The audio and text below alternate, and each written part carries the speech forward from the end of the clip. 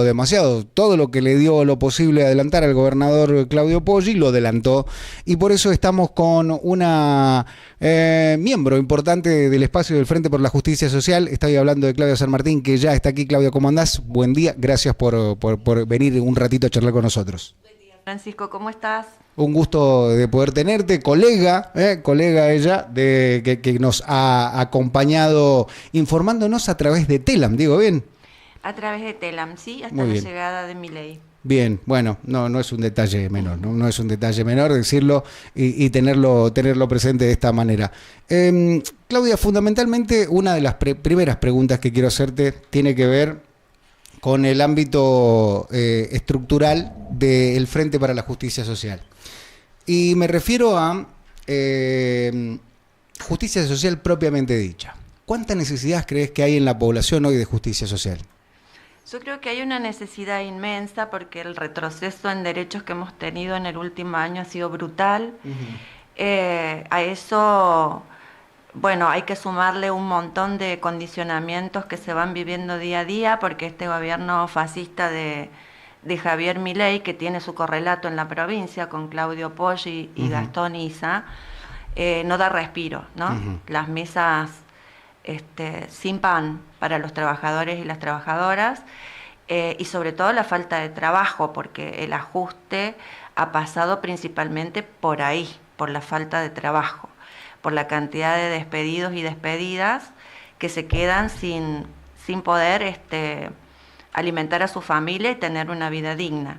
Y eso dentro del Frente es muy importante, porque creemos que es justamente el eje sobre el que se ha construido esta nueva fuerza, y es el trabajo organizado, ¿no? Aquellos compañeros y compañeras que de manera organizada han sido capaces de llevar adelante la lucha contra el capital que explota a los trabajadores y a las trabajadoras. Este espacio que está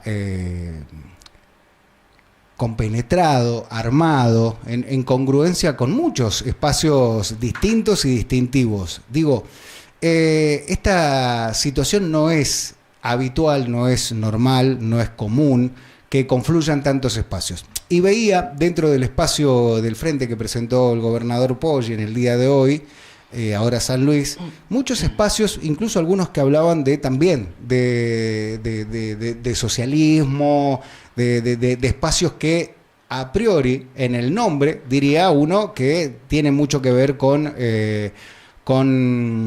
la justicia social, ¿no? ¿Crees que esto viene en función de lo que ustedes están armando para tratar de contrarrestar un poco lo que ustedes están presentando? Mira, yo creo, voy a hablar de nuestro espacio, que es el lugar que yo conozco, que sé cómo se ha construido con los debates previos, sí, y cuáles han sido los motivos que han unido a varios actores políticos que hace mucho que trabajan en la provincia bajo este paraguas de la justicia social. El Frente por la Justicia Social tiene una característica distintiva, y es que los sujetos y las sujetas políticas que lo componen tienen trabajo territorial. Bien.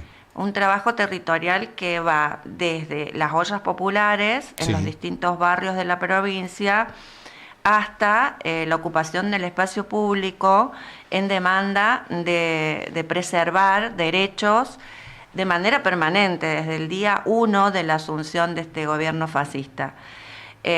Somos personas que nos hemos encontrado trabajando en el territorio, defendiendo los derechos de nuestros colectivos en el territorio.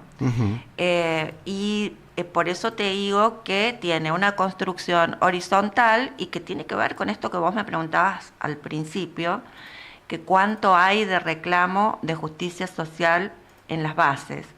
En las bases el reclamo por justicia social es permanente, porque tenemos un pueblo hambreado, tenemos un pueblo sin trabajo, tenemos un pueblo cada vez con menos derecho, y nos están pasando cosas tremendas, como por ejemplo Bahía Blanca, donde el Estado ausente hace que la cuestión se agrave. Y las violencias cotidianas, porque vos imagínate, Francisco, salir a la calle, hacer un reclamo y que se criminalice la protesta sin poder tener ninguna herramienta para contrarrestar eso, es violencia sobre violencia. Y eso es lo que estamos viviendo hoy en San Luis. Esto, me decís, cuando hablas de reclamo, esto de la representación que hicieron en frente a la Municipalidad de San Luis, el colectivo travesti, trans y LGBTQ+, en contexto del 8M, ¿no? Mira, yo sobre el tema del 8M no estoy habilitada para hablar porque mis compañeras van a una asamblea para sentar posición sobre ese asunto y yo quiero ser respetuosa de la decisión colectiva. Personalmente, lo que te puedo decir es que la denuncia que ha hecho el diputado Charlie Pereira por discursos de odio tiene su antecedente en los propios dichos del presidente Milei, cuando dijo zurdos van a correr, o en las guillotinas y las bolsas mortuorias instaladas en el Congreso hace mucho tiempo, en el intento de magnicidio a la vicepresidenta Cristina Fernández, sobre lo cual yo no escuché ningún tipo de declaración por parte del diputado Pereira. O, por ejemplo, el pedido de listas negras en la Universidad Nacional de San Luis por parte del diputado Alessandro. O tratar a nuestros docentes universitarios de ratas. Entonces, el antecedente del discurso de odio es muy anterior a la marcha del 8M del sábado. Y sobre ese tema puntual voy a esperar que la Asamblea Feminista y Transfeminista haga su balance y sean mis compañeras en colectivo las que salgan a responder. ¿Y cómo está la situación de las personas que iban a sumariar, casi como una persecución dentro de la Municipalidad de San Luis? ¿Cómo está la situación de estas compañeras? Bueno, estamos a la espera de las resoluciones, pero entendemos que va a haber compañeras afectadas porque así lo han anunciado. Han anunciado daños económicos al patrimonio. Así que estamos a la espera de la resolución y bueno, se tomarán las medidas que se tengan que tomar para defender los puestos de trabajo, porque si por una protesta vos perdés tu trabajo, me parece que es muy violento también, ¿no? Quien corta no cobra, era uno de los mensajes que daba el gobierno nacional. Este correlato, ¿vos creés que le dará cierta ventaja electoral, que hay un sector de la sociedad que apoyará este relato provincial para el 11 de mayo, o es un contraste distinto con el ámbito nacional, Claudia? Mira, yo creo que el pueblo trabajador es el frente de masas más grueso, digamos, con mayor músculo político que tiene la provincia. Y en ese frente de masa la quita de derechos pega muy fuerte.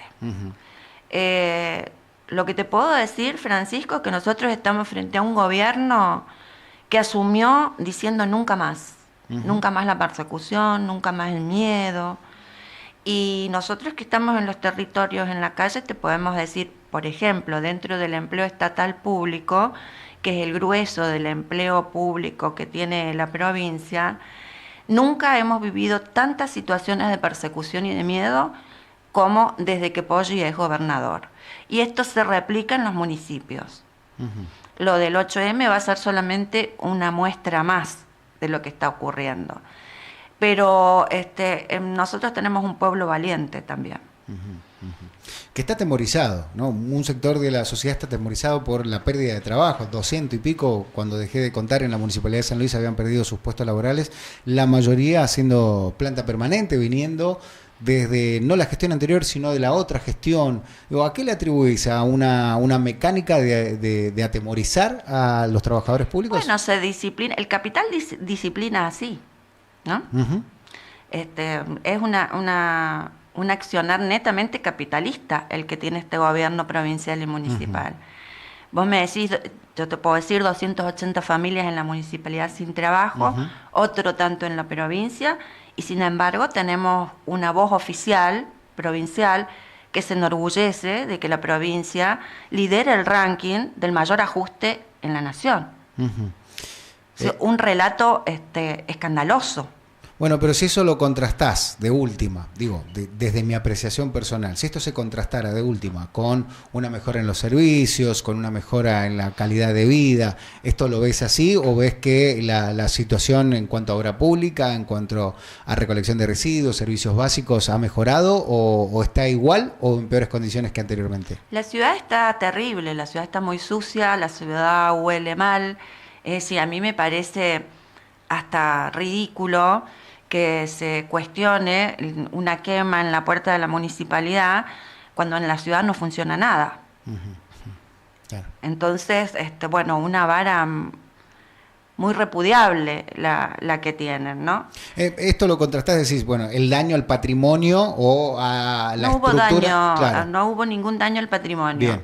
Ningún daño al patrimonio porque lo que pasó se hizo frente a la municipalidad, pero no hubo ningún daño patrimonial.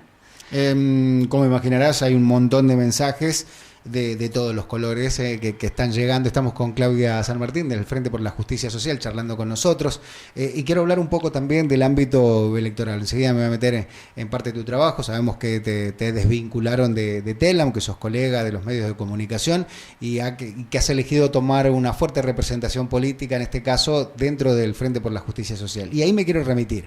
El gobierno provincial presentó cerca de 15 partidos políticos que van a estar sumando a su frente electoral. En el caso de ustedes, ¿cuántos espacios políticos hay dentro del Frente por la Justicia Social? El Frente está creciendo desde el momento en que se presentó en público y está creciendo sin prisa y sin pausa. Ajá. El músculo político se va acrecentando. Hay partidos que tienen personería y que van a ser los responsables de la alianza, pero hay muchísimos partidos que no la tienen y que van como adherentes en el frente. Que en realidad, así como te decía que nuestro lugar distintivo era el encuentro territorial, estos partidos que son adherentes también tienen un trabajo barrial, un trabajo de base, muchos albergan a los trabajadores organizados, que es para nosotros muy importante. Claro. No te puedo decir la cantidad porque la alianza todavía no se presenta y estamos cerrando en estos momentos la parte jurídica, digamos, ¿no? ¿Hasta mañana tienen tiempo? ¿Es así? Hasta mañana tenemos tiempo a las 24 horas. Sí. Hasta el momento, pues yo contabilizaba como referentes vos, Daniel Sosa, Mane, Macaño, Fernando Gatica de Ate, ¿quién más? Recordame. El Partido de la Lealtad Sanluiseña, por ejemplo, que ha tenido una trayectoria en defensa de los trabajadores muy importante, en la provincia también. El Partido de Pueblo y Trabajo, que nuclea a los trabajadores de la universidad, también está dentro del frente, y así se van sumando representaciones, digamos, que tienen esta característica, ¿no? La defensa del trabajo y la necesidad de que la clase obrera tenga su voz en los estamentos legislativos, que es lo que se va a poner en juego en mayo, porque hay cosas que solamente las pueden decir los trabajadores y las trabajadoras. Este espacio del Frente por la Justicia Social está en su gran mayoría, justamente como el nombre lo dice, por la justicia social y en representación de los trabajadores. Estuvo aquí también Diego Costa, hoy estás vos, estuvo Fernando Gatica. Del espacio justicialista ha estado Andrés Russo, ha estado Eugenia Catalfamo. ¿Hay puntos de congruencia, hay puntos cercanos o hay más de lo lejano con la herramienta de un espacio del peronismo como es el Partido Justicialista? Nosotros estamos más bien alejados del Partido Justicialista de la provincia de San Luis porque entendemos que fueron gobierno y no dieron las respuestas que nuestro pueblo necesitaba. Más allá que frente a lo que tenemos hoy hay un abismo, claro. Creemos que es tiempo de otras voces. De manera que, bueno, seguramente nos encontraremos en el camino de la lucha porque los intereses coinciden en algún punto, pero no está relacionado nuestro frente, el Frente de la Justicia Social, con el Partido Justicialista de San Luis. Estuvo también la gente de Todos Unidos, Delfor Cernies, estuvo aquí charlando con nosotros, que hoy es parte de Ahora San Luis, este frente que ha presentado el gobierno provincial. ¿Con el adolfismo hay algún acercamiento o también están diametralmente alejados como con el Partido Justicialista? No, no hay ningún acercamiento con el adolfismo. Bien. Y en el ámbito estrictamente laboral, los sectores más vulnerados son el espacio de los trabajadores públicos o los trabajadores del ámbito, por ejemplo, gastronómico, que está muy cercano a la Libertad Avanza respecto de Alessandro. Digo, y otros sectores de trabajadores también están en las mismas situaciones complejas de contratación, de contratos espurios. Ellos también se han acercado, digo, ¿también los beneficiarios de inclusión social? Estamos en diálogo con compañeros dentro del territorio. Que son normalmente los compañeros y las compañeras que, por ejemplo, llevan adelante las ollas populares en los comedores barriales. Dentro de ese espectro hay personas que trabajan dentro del plan de inclusión, pero te repito, Francisco, el miedo es muy grande. Sí, ¿no? Nosotros nunca hemos visto tanto miedo en San Luis como hoy. Y te puedo decir que particularmente en el sector estatal, en el sector municipal y en el sector de los planes sociales como el plan de inclusión social. Esto es bastante extraño. Beneficiarios de inclusión social con sueldos menores a la canasta no la total, sino la canasta básica de alimentos, que es lo que marca... Bajo la línea de indigencia, de la línea de indigencia, desarrollando actividades de empleados públicos. ¿Cómo lo ves esta situación? Bueno, eso ha sido una distorsión que nosotros siempre criticamos dentro del plan de inclusión. Lo que nosotros pedíamos para el plan de inclusión, que hemos pedido siempre, es capacitación para los trabajadores y las trabajadoras y la posibilidad del ingreso, puede ser en la planta estatal con capacitación, pero sobre todo en el sector privado. Para poder ir reconvirtiendo el plan social, porque un plan social es eso, un plan de emergencia. Temporario debería ser. Claro, un puente para. Bien.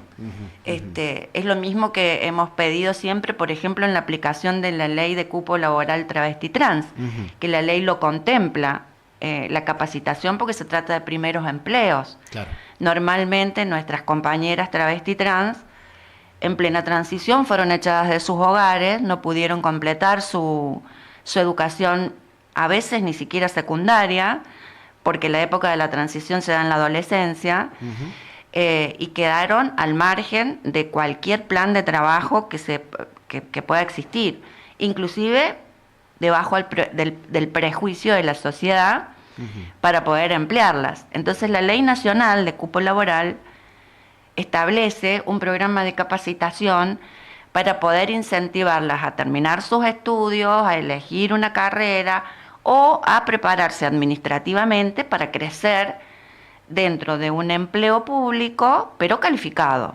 Claro. Cosa que jamás se cumplió. En este gobierno de Claudio Poggi perdimos 10 cupos ya.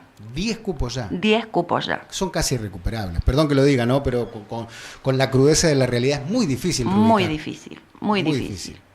Estamos con Claudia San Martín del Frente por la Justicia Social, que ha venido a visitarnos para que ustedes puedan tener una alternativa más de conocimiento y un espacio más, de un frente más a la hora de votar el 11 de mayo en boleta única a papel, que también es una novedad. ¿Qué opinión te merece, Claudia, esta modalidad de boleta única a papel, teniendo presente la boleta única electrónica que en una época se hizo en la ciudad de San Luis para la elección municipal? ¿Cómo ves boleta única a papel como instrumento? Bueno, mira, como instrumento, si hubiera sido establecido en otro contexto político, yo te diría que podríamos charlar sobre la efectividad o no. En este contexto político es muy dificultoso porque los electores, las electoras no van a ser capacitados para usar la boleta única y eso nos pone en un camino bastante complicado.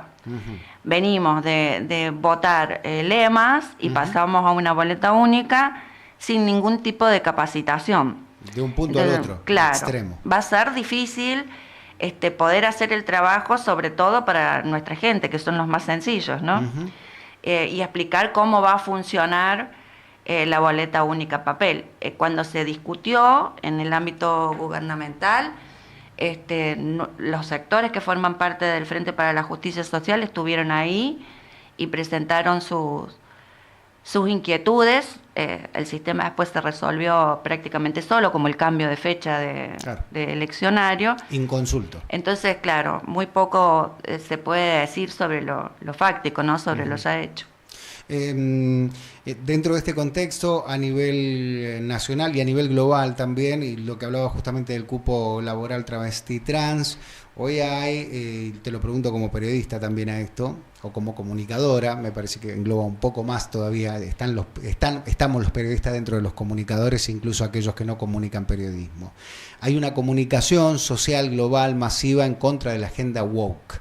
¿Qué opinión te merece los embates que tuvo el discurso en Davos el presidente Milei, donde había que hablar de economía y habló de la agenda woke, y lo que viene pasando a nivel nacional en contra de este espacio y en contra de una agenda que ya había ganado derechos, que había recuperado derechos que por ser humano ya los debería tener? Bueno, mira, nosotros como feministas y transfeministas somos orgullosamente woke, porque somos antiimperialistas, porque somos anticolonialistas, porque somos antirracistas y obviamente antipatriarcales.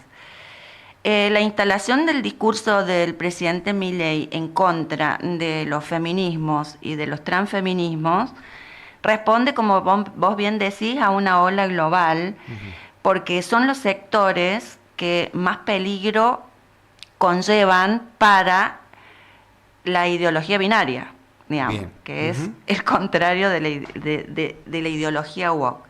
Es decir, son un gran peligro porque están cuestionando permanentemente todo lo estático, este pensamiento feudal del siglo pasado, y buscan resemantizar algunas cosas. Por ejemplo, la marcha del 1F para nosotros fue una victoria muy grande. Cuando te digo nosotros, digo el colectivo LGBTQI+, más los feminismos, que incluyen a los transfeminismos, que fueron el núcleo de esa convocatoria.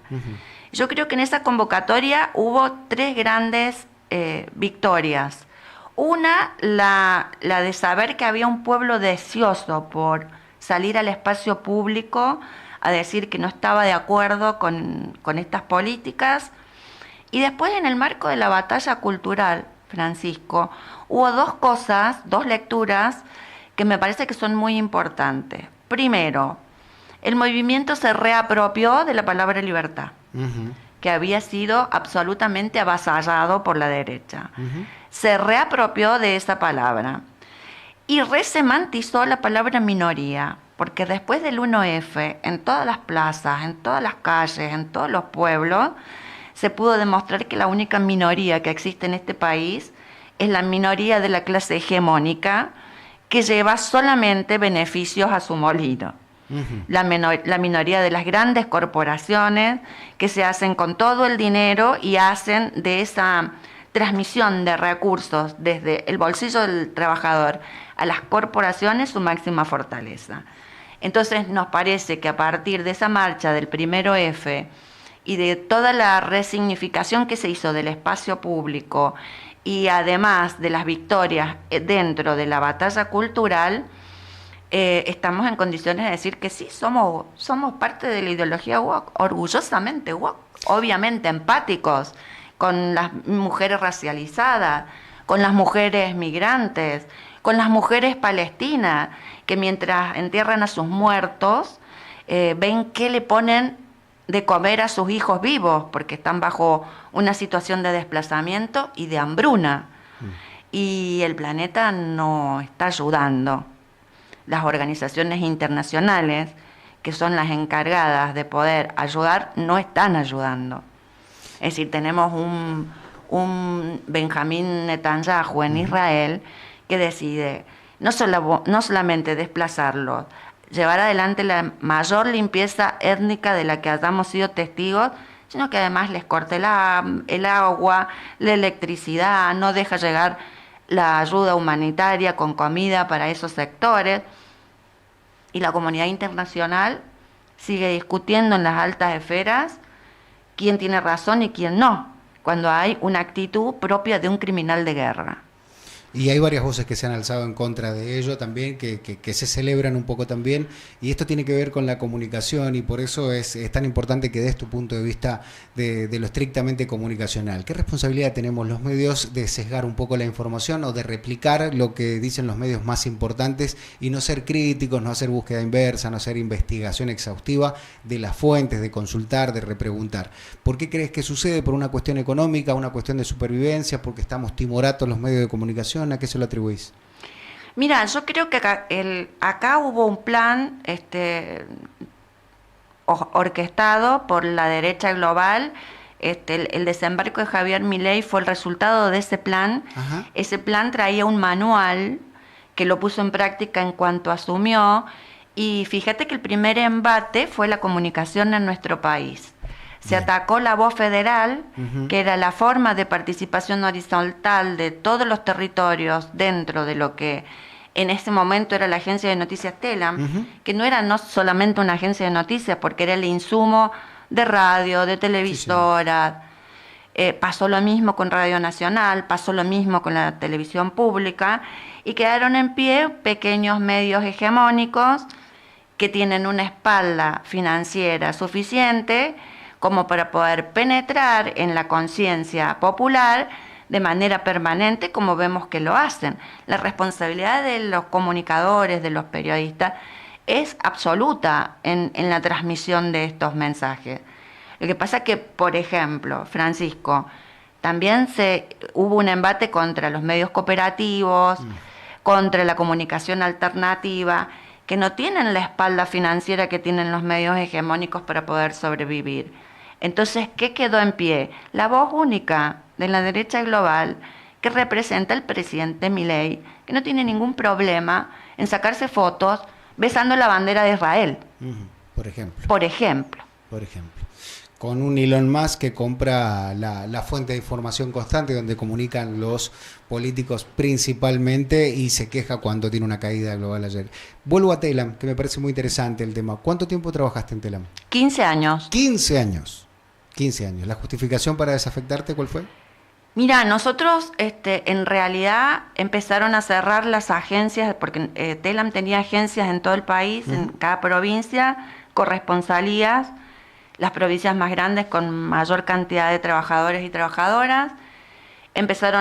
Primero sacaron los fotógrafos y después empezaron a cerrar las agencias. Finalmente fue recortar el trabajo, es decir, vos podías continuar pero sin trabajar, lo que es una contradicción enorme. Se declaró la posibilidad de un espacio de declarar la crisis dentro de un proceso de crisis dentro de la empresa, y en ese proceso de crisis los despidos iban a ser masivos y por supuesto sin ningún tipo de reconocimiento económico. Entonces empezaron a ofrecer retiros voluntarios, muy por debajo de lo que correspondía. Y muchísimos de nosotros optamos por el retiro voluntario porque era la única posibilidad que teníamos.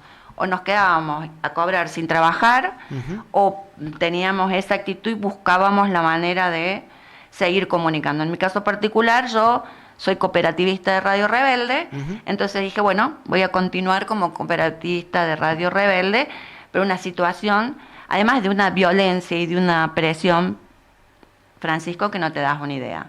Pero era un plan. Claro, era un plan. Sistemático. Entonces, yo no sé si vos te acordás cuando Adorni dijo saluden a Telam, que se va. Sí. Estuvimos con nuestro corresponsal Sergio Gutiérrez de la Ciudad Autónoma de Buenos Aires, justamente haciendo la cobertura exhaustiva del primer embate que tuvo. ¿Cuál era tu función dentro de la agencia? Yo era corresponsal en San Luis. En el momento en que esto ocurrió, compartía mi trabajo con un compañero, Fabricio Quevedo, que también se desvinculó, y cubríamos toda la información provincial. Las corresponsalías tienen esa particularidad, que tenés que ser múltiple, porque toda información, no hay especialización ni nicho informativo único, ¿no? Todo lo que pasa en la provincia, en cualquier nivel. 2 personas para toda una provincia, es un montón. Sí. Nosotros aquí en la radio teníamos la reproducción Este medio se creó como servicio de noticias para dar flashes de noticias gratuitos a las radios pequeñas hace 10 años atrás. Imaginarás si sacan la cuenta qué momento estábamos viviendo. Tomando como ejemplo Telam, que tenía un servicio radiofónico de flashes que se le llamaba la cablera de Telam. Sí. Los compañeros y colegas de radio recordarán de que estoy hablando, que ya está extinto. Lamentablemente era una mecánica constante. Radio Telam también era algo en lo que nos veíamos reflejados aquellos que queremos hacer información de tinte social, político pero social, ¿no? Con todo el contenido de la gestión y también de las gestiones de cada una de las provincias. Y lo digo sinceramente, estaba a la altura de Reuters, de IN, de tantas otras de tantas otras agencias de noticias tan importantes como la CBS, que ayer a uno de nuestros compañeros, Sebastián Vázquez Ferrero, al doctor Vázquez Ferrero, lo entrevistaron de CBS, de CBS, porque estaba en la movilización, cubriendo para SDN la movilización de vialidad del día de ayer. Digo, hoy en este contexto donde la comunicación está sesgada y se habla de un periodismo ciudadano malentendido, sesgado, con mucho Dunning-Kruger, con mucho sesgo de confirmación, donde se grita mucho de lo que no se sabe para tapar a las voces críticas, después de una ley de medios, ¿qué nos pasó en el camino, a tu criterio, en el ámbito comunicacional para permitir que la pluralidad de voces empezara a difuminarse con solo un plumazo de Macri y luego un golpe de reversa de Milei? Bueno, eso fue lo que nos pasó Macri y nos pasó Milei. Tan simple como eso. Claro, que borraron de un plumazo, tal como vos lo describís, la ley de medios. Dejaron en stand-by los artículos que no se habían activado y que debían activarse, y hubo un retroceso en materia laboral enorme. En la época de Macri, Telam perdió la mitad de su plantel. Claro. Quedamos muy poquititos. Claro. Y en la época de Milei directamente se cerró Telam, digamos. Con el argumento de un gasto superfluo, ¿no? Bueno, mira, Francisco, así como vos lo has descrito, la agencia no era solamente el formato de la cablera, claro, con la información en papel. Tenía todas las plataformas, tenía insumos de video, tenía insumo fotográfico, había un archivo nacional que la verdad histórico. Es una tristeza enorme pensar que ese archivo puede llegar a no existir más, ¿no? Pero además, nuestras voces desde el interior del país, desde Jujuy hasta Ushuaia, nuestros compañeros y compañeras informando desde su provincia con su particular mirada a lo que estaba pasando. Eso no existe más. ¿Y duró cuántos años? ¿Telam cuándo se creó Telam? Telam, 75 años, en la época de Perón. Yo te digo, por ejemplo, en San Luis... Es doloroso. Yo te digo, en San Luis, por ejemplo, en San Luis nosotros vivíamos un cerco mediático que estaba liderado por el Diario de la República y por algunas radios, inclusive hasta Radio Nacional estaba media calladita porque los directores dependían del gobierno provincial, los ponía el gobierno provincial. Y Telam fue realmente una ola de oxígeno. Claro. Por ejemplo, nuestros pueblos originarios, nuestro pueblo huarpe, no tenía voz. Qué triste. No tenía voz. Los feminismos y transfeminismos no tenían voz. Y ahí me traes inmediatamente la ley de medios. La Universidad Nacional de San Luis, nuestros científicos y científicas no tenían voz. Ahí me traes a la ley de medios, ¿no? Donde se otorgaban licencias gratuitas y se daba un apoyo a través de la extinta AFCA, la Autoridad de Medios de Comunicación Audiovisual, que le daban los equipos o los fondos para poner a las comunidades originarias con licencia y todo, a las universidades, a las casas de estudios, a los colectivos, a las asociaciones, a las cooperativas, y hoy no hay licencia ni siquiera para los medios hegemónicos, porque ya están todas acaparadas por el mismo espacio. Pero además ese proceso quedó a la mitad. Porque claro, vos le entregás un equipamiento, suponete, a un pueblo indígena, pero además tenés que capacitarlo, tenés que acompañarlo, ¿no? Hacer comunicación con identidad es un nicho muy específico y necesita de apoyo. Si muchas veces se entregaron equipos y no llegó la capacitación, porque era un plan a completar. Claro. Pero bueno, repito, pasó Macri primero y Milei después. Pero lo contrastaba, Clau, y esto me parece interesante, que tenga un análisis sociológico, si se quiere. Lo contrastaba con el multimedio en la palma de la mano, que es el celular. Digo, hoy todas las personas tienen acceso a la información que quieren, pero también están cooptando esta capacidad. La ley de medios no venía más que hacer que dar pluralidad de voces. Uno podía elegir con la ruedita del dial o con scrollear, tal cual como se hace con el celular. Pero lo incómodo era que esos espacios específicos tuvieran voz y que tuvieran llegada. Entonces, ¿por eso se callaron a tu criterio? Mirá, lo que pasa es que cuando vos haces comunicación popular o alternativa, vos lo sabés, Francisco, porque esto debe haber nacido en ese sentido. Sí, exactamente. Necesitas, para poder desarrollar ese tipo de comunicación, tener una espalda financiera mínima. Claro, sí, claro. Y eso tampoco tuvo su desarrollo total. Nosotros, por ejemplo, como cooperativistas de radio, en la época del gobierno de Alberto Fernández, una pauta mínima que nos permitía pagar los gastos corrientes, pero con esa tranquilidad estábamos en el aire todos los días. Claro. Pero cuando eso se acaba, las personas tienen que comer y tienen que vivir. Claro. ¿Me entendés? Entonces, bueno, no muchos disponen de un espacio propio, que lo puedan manejar. Todo esfuerzo comunicacional necesita un respaldo económico que permita seguir adelante.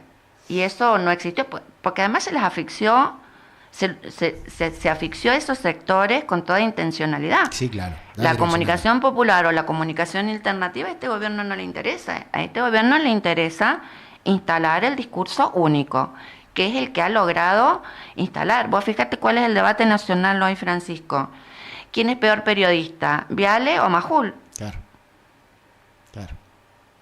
Y perdimos un montón de voces en el camino, ¿no? Claro, es decir, y yo estoy segura que nosotros tenemos un montón de colegas que podrían hacer ese trabajo de manera impecable. Sí, claro. Porque además detrás de ellos está el productor, el camarógrafo, el iluminador, el maquillaje, vestuario y demás. Es un sinnúmero de cosas y se me viene a la memoria inmediatamente cuando decía lo del archivo, uno de los productos más bellos que tenía Telam, que eran las efemérides, ¿no? Que todos las reproducíamos. Esta mañana veía a los colegas de Megacable reproduciendo las efemérides de Telam todavía hoy. Sin la actualización de año tras año ya, ¿no? Algo que es similar a lo que están haciendo los colegas de Página 12, que lo están haciendo con mucho esfuerzo, recuperando mucho material de Telam. ¿Volverá Telam alguna vez? ¿Tenés esta esperanza, Claudia? Ojalá, esperemos que sí, por la salud comunicacional de nuestro país. No puede ser que nuestros modelos comunicacionales hoy sea Viale o Majul. Claro. No puede ser. Claro. Y vos fíjate, Telam, instalado en todo el territorio nacional. Nosotros nos acabamos de conocer y yo trabajé 15 años en Telam. Increíble. Es decir, desde la humildad y desde el trabajo serio hecho para la prensa escrita, que no necesita del show mediático ni de grandes cortinas para ponerse en el aire, ¿no? Pero sin embargo es un trabajo cotidiano. Yo me acuerdo de la época de la pandemia. Yo no sé si vos te acordás, Francisco, que el gobernador Rodríguez daba los partes a las 12 de la noche. Nosotros pasábamos días completos sin dormir. Yo trabajaba ahí en los partes esos. Fue tremendo. Pasábamos días sin dormir porque esperábamos el parte, reproducíamos el parte y después ya seguía la jornada. Trabajaba en móviles exteriores en 3 radios y andaba como soy leyenda por la calle solo, ¿no? Hasta que autorizaron con el pase que teníamos los periodistas de servicios esenciales. Claro. Y realmente era muy costoso y Telam era uno de los lugares donde uno podía confiar en la información que llegaba, porque había tanto error en la comunicación y tanto dolo y negligencia también de estos espacios, como por ejemplo el presidente Milei haciendo marchas antivacunas y antipandemia, ¿no? Y que hoy la moneda de cambio de la debacle del gobierno anterior ha sido la foto en Olivos, que está muy mal y está pésimo, y uno contrasta realmente el peso que tenía de la información. Quiero volver un poco a la provincia, quiero volver un poco también a las elecciones legislativas, el Frente por la Justicia Social. Aquellos que se van sumando, como el público se renueva en esto de lo efímero de la comunicación que se ha convertido en los últimos tiempos, estamos con Claudia San Martín del Frente por la Justicia Social, aquí en el 105.3, en el Gran San Luis y en la cadena de repetidoras de CDN Federal en todo el país. Recién nos consultaba nuestro compañero Luis Alderete de Punta Alta, provincia de Buenos Aires, en el sur de la provincia de Buenos Aires, donde se está realizando esta colecta por Bahía Blanca para Ingeniero Guay, también para Daniel Serri, donde llegamos con una de nuestras repetidoras, con SDN Punta Alta, y nos consultaba de el porqué de la proliferación, Claudia, de este mensaje de odio para el colectivo UOP, por conveniencia, por una relación de odio propiamente dicho, también en el gobierno provincial, y ahí lo quiero trasladar, o porque no veo un cupo ni siquiera femenino dentro de los espacios del gobierno actual, y en este espacio, estos 15 partidos, voces femeninas que tengan representatividad real. ¿Crees que es una cuestión ideológica, es una cuestión patriarcal, o es de conocimiento y propia y llana ignorancia? No, es un plan. Es un plan, porque así como veníamos charlando el plan que se puso en práctica sobre la comunicación, también hubo un plan antifeminismos, porque como yo te decía al principio, es un sector que cuestiona mucho y muy peligroso para los gobiernos de derecha. Hubo un plan sistemático. Primero, no sé si vos te acordás, se atacó el lenguaje inclusivo. Sí, claro. Bueno, yo soy parte de un partido con base científica. El Partido Comunista tiene base marxista-leninista, un partido científico. Y nosotros sostenemos, como sostienen los lingüistas, que son científicos, que lo que no se nombra no existe. No existe. Entonces, primero fue el lenguaje inclusivo, que el lenguaje es una propiedad de los pueblos, ¿no? De las comunidades. Su decir, su forma de decir, ¿no? Después se fue por empezar a borrar las instituciones que eran receptoras de denuncias de acoso, como el INADI, por ejemplo. ¿No?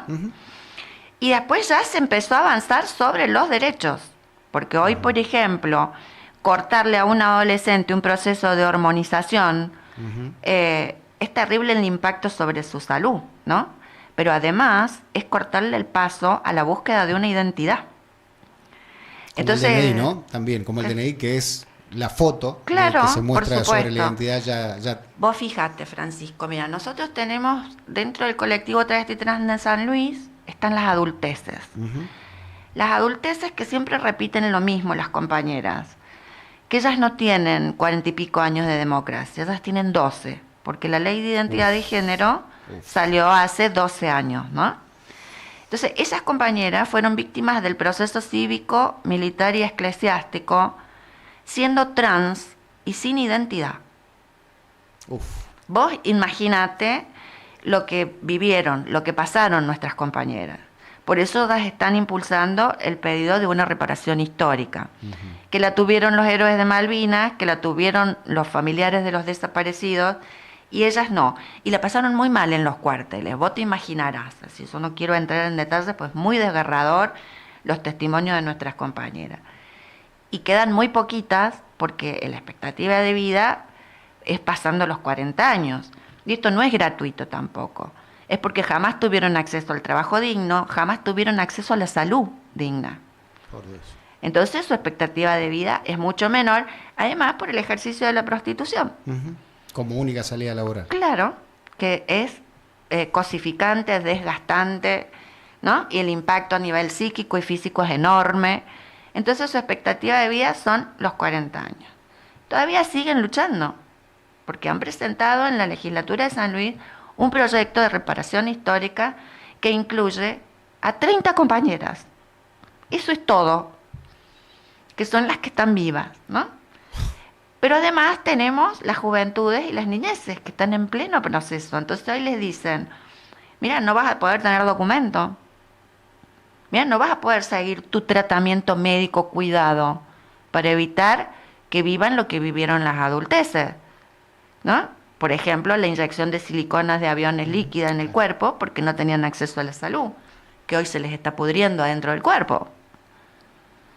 Entonces hablan de privilegios. ¿Cuál privilegio? Si para tener identidad necesitaron una ley, si para tener un trabajo necesitan una ley, ¿cuál es el privilegio?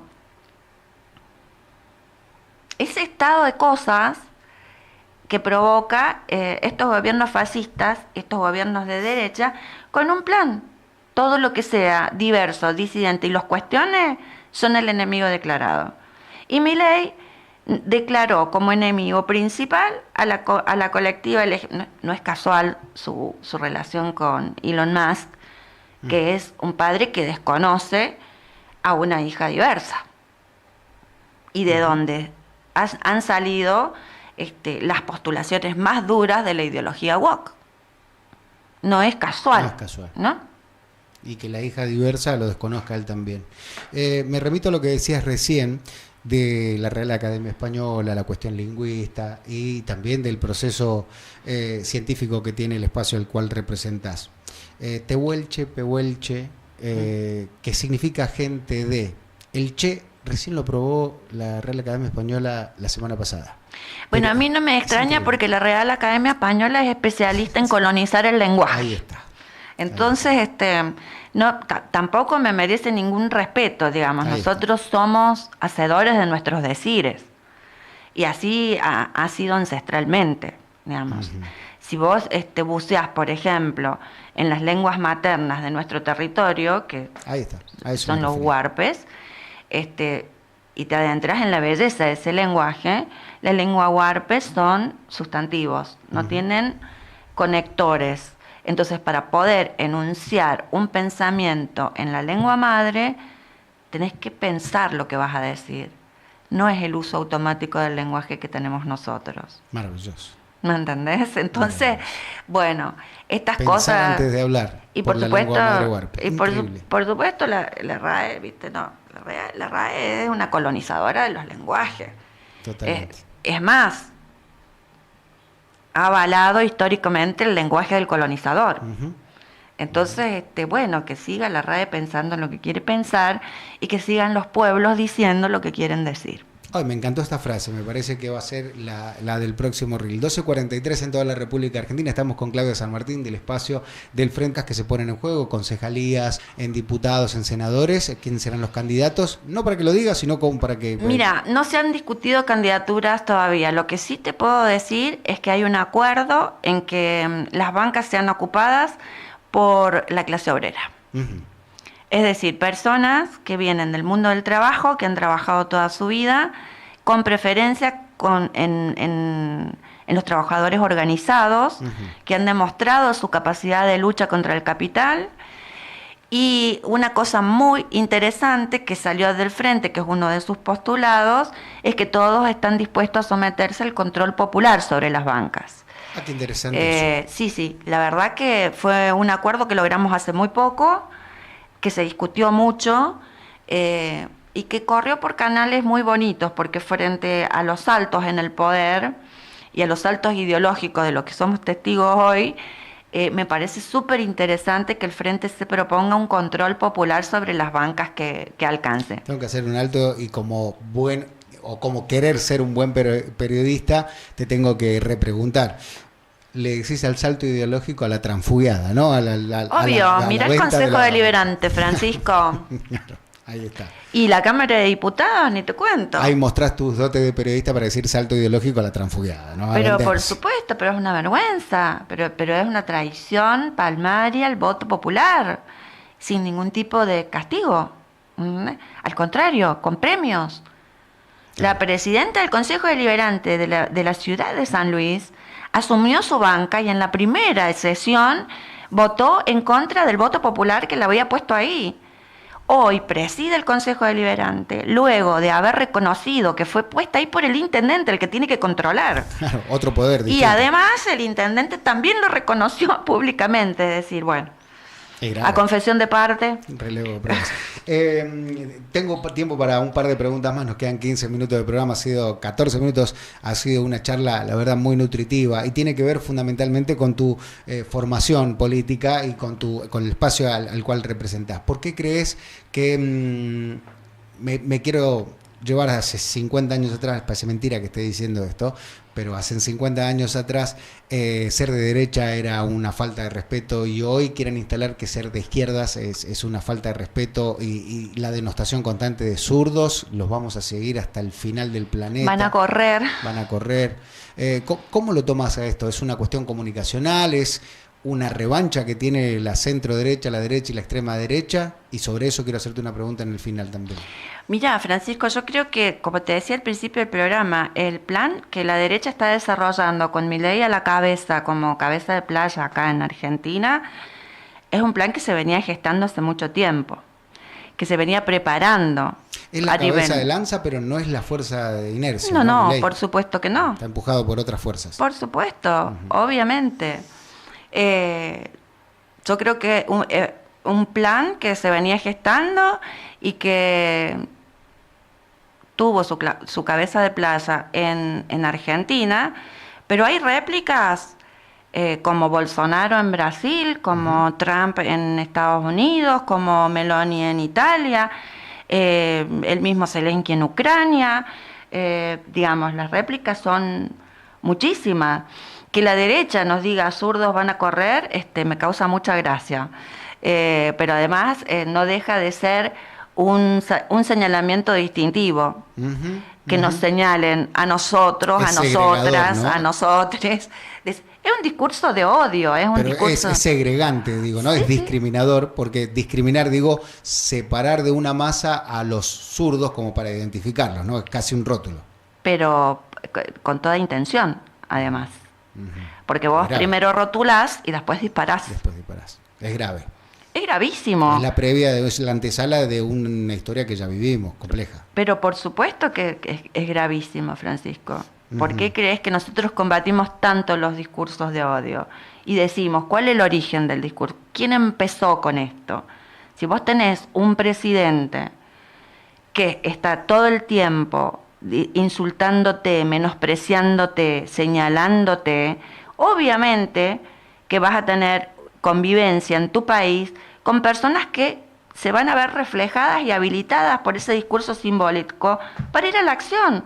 Y ha pasado. Con el intento de magnicidio, por ejemplo. Por ejemplo, o con nuestras compañeras lesbianas. Por ejemplo. Por ejemplo. Como una constante que no para, ¿no? ¿Te das cuenta? ¿Cuántos femicidios llevamos ya? ¿50 y pico? ¿55? En lo que hasta el 28 de febrero, según los datos de la Casa del Encuentro, fueron 57. 55 infancias se quedaron sin mamá. En lo que va del 2025. Claro, es un número mucho superior a los 200 y pico del año pasado. 295 el año pasado, que significa la suba del 11% con respecto al año anterior. Por lo que te digo que el mensaje del 8M que soltó la Presidencia de la Nación en la mañana del 8M es una fake news. Y de esa manera instalan un relato distorsionado y mentiroso, porque dicen que bajó 20% los femicidios en Argentina, porque el que las hace las paga. Las estadísticas dicen otra cosa.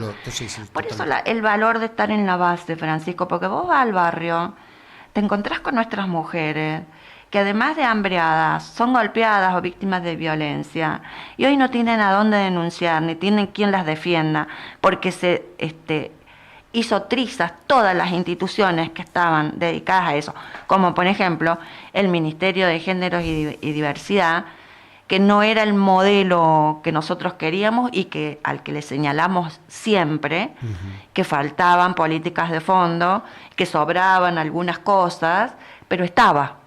Y estaba en camino de Entonces, nosotros teníamos una compañera victimizada en el barrio, nosotros sabíamos que íbamos al barrio, la traíamos, iba a tener su psicóloga, su médica, íbamos a poder gestionar una salida digna para ella y íbamos a poder empezar a monitorear al agresor. Ahora no se puede. Eso no existe. Y en el mejor de los casos, si es que existe denominarlo así, pido disculpas y si no me expreso correctamente, estoy en proceso de aprendizaje constante, pero en el mejor de los casos, esa mujer que ha sido golpeada, dañada, llega a un proceso de edad jubilatoria, no va a poder jubilarse ahora. Claro, la moratoria se termina en marzo. De 10 mujeres solamente se va a poder jubilar una. 9 no. Y porque vos fijaste, el empleo de las mujeres mayoritariamente, primero las mujeres ganamos menos que los hombres en los mismos empleos. Esa brecha es histórica. Que también la niega el presidente Milei. Sí, sí, claro que sí. Pero además, el tema de las tareas de cuidado que nos ha dejado a muchas ocupadas en las casas con los hijos o con los ancianos que nos toca cuidar, ha evitado que tengamos empleo en blanco. Y muchas han salido a trabajar, por ejemplo, como es el caso de nuestras compañeras de casas particulares, y jamás estuvieron en blanco. La chica que me ayuda, la muchacha, ¿no? Que dormía y no puede ir el fin de semana a ver a sus hijos. Sí, la persona que limpia tu mugre, ¿viste? Increíble, claro. Increíble. No, y que esté aceptado y que sea una señal de élite, ¿no? Una señal de élite tener una chica que te ayude en casa. Explotada. Explotada. Toda la vida explotada porque no pueden acceder a la jubilación. Increíble. Nos quedan 8 minutos y quiero hacerte una pregunta que es un tanto escabrosa. Desde el punto de vista ideológico y sociológico, si se quiere, yo sé que por ahí algunas personas, si bien tenemos una importante audiencia que está disfrutando de esta entrevista, y por ahí suena un poco tedioso a veces cuando yo me pongo desde el punto de vista etimológico, sociológico y demás. Pero quiero hacerte una pregunta que me contrastaron unos colegas días pasados y me decían, cuando prolifera la extrema derecha hace que la derecha suene moderada y el camino va troncalizado sobre la derecha para que las izquierdas queden al margen. ¿Crees que es así? ¿Por qué prolifera el mensaje de la extrema derecha y por qué la sociedad argentina se vuelca en este tiempo a la moderación de la derecha o a la extrema derecha? Mira, yo entiendo que este estado de fascismo que vivimos es la agonía del capitalismo. Cuando el capitalismo agoniza, se convierte en fascismo. Esa es su herramienta para poder sobrevivir. Eso lo ha demostrado la historia, ¿no? Yo creo que hay personas que coinciden, digamos, con una ideología de derecha, que son normalmente las personas que pertenecen a un núcleo de privilegios. Cuando digo privilegios no te digo personas ricas, digo personas que han tenido acceso al trabajo, que han tenido acceso a la universidad, a todo lo público que supo crear los gobiernos nacionales y populares, ¿no? A las vacaciones pagas, al medio aguinaldo, todo eso está en riesgo hoy. Pero nosotros tenemos una base social que es nuestro pueblo sencillo, nuestro pueblo amado, que no es fascista, al contrario, es el pueblo solidario, es el que está juntando agua para Bahía Blanca, lavandina para Bahía Blanca, el que frente a los embates del fascismo teje redes en todo el país y se ayuda entre sí. Los empáticos, somos todos woke, todos woke somos. Todos ese es nuestro pueblo, ese es nuestro pueblo. Pero proliferó, aquí en San Luis ganó con el 70% Milei. San Luis tiene una particularidad, Francisco, tiene una sociedad absolutamente conservadora que fue tomando su lugar a partir de que hubo políticas públicas que te decían, por ejemplo, que ser racista estaba mal, ¿no? Claro. Entonces, bueno, como era snob, claro, se disfrazaron y hoy, de la mano de estos discursos de odio, y liberarse. Dicen, será su closet. Claro. ¿No? El esnobismo es su closet. Claro. Dicen exactamente lo que piensan. Increíble lo que me decís y me parece que estoy muy de acuerdo con vos. ¿Hay espacio para retroceder en chancletas para ese espacio? Porque en algún punto deben sentir que está mal o que están fuera del contexto o fuera de tiempo, si se quiere, ¿no? En estos tiempos que corren estaba mal ser tincho, como se le dice ahora, y ser machista. Y hoy empiezan a proliferar mensajes de machismo en redes sociales, hablando de los cuerpos de las mujeres, de las diversidades. Digo, ¿hay espacio para que retrocedan? ¿El pueblo sencillo, como denominás, los puede abrazar de nuevo? Sin duda, yo creo que las personas que sienten odio saben que sienten mal. Y las personas que sentimos amor por el prójimo y por el otro, sabemos que tenemos razón. Entonces está para volver a construirlo. Y ya la sociedad tuvo un proceso de esta reflexión que vos me decís en algún momento, sentimos que no estaba bien ser racistas o ser homofóbicos. Eso ya pasó por nuestra mente.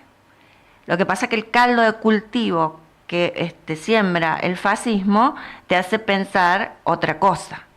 Pero yo insisto, nuestro pueblo hermoso, nuestro pueblo sencillo, el que ama, tiene la razón y va a vencer. El soberano, sin ser una monarquía. Hemos charlado con Claudia San Martín del Frente por la Justicia Social, representante del Partido Comunista, lideresa también de... La Corriente Nacional Loana Berqui. Y ha sido una charla maravillosa. ¿Te has sentido cómoda, Claudia? Por supuesto, muchísimas gracias por invitarme, Francisco. ¿Algo más que quieras decirle a la ciudadanía de cara al 11 de mayo, de cara a esta presentación del Frente? ¿Algo que quieras que se haya omitido yo preguntarte? Una oportunidad maravillosa va a ser el 11 de mayo para elegir a nuestros representantes y tener en cuenta que hay fuerzas políticas que van a hacer control popular sobre las bancas. Entonces, lo que elijan va a ser respetado. Buscar esos nichos y ir confiados y esperanzados, porque el país somos nosotros. Te tengo que repreguntar, no tengo tiempo, pero permítanme repreguntar. ¿Cómo ejercerá el control en el caso de que en el control descubra una transfugia de banca? ¿Qué puede hacer el pueblo en ese caso? Los partidos políticos tenemos la posibilidad de denunciar al candidato y de sacarlo de la banca. Ah, mira, interesante. Hay procesos.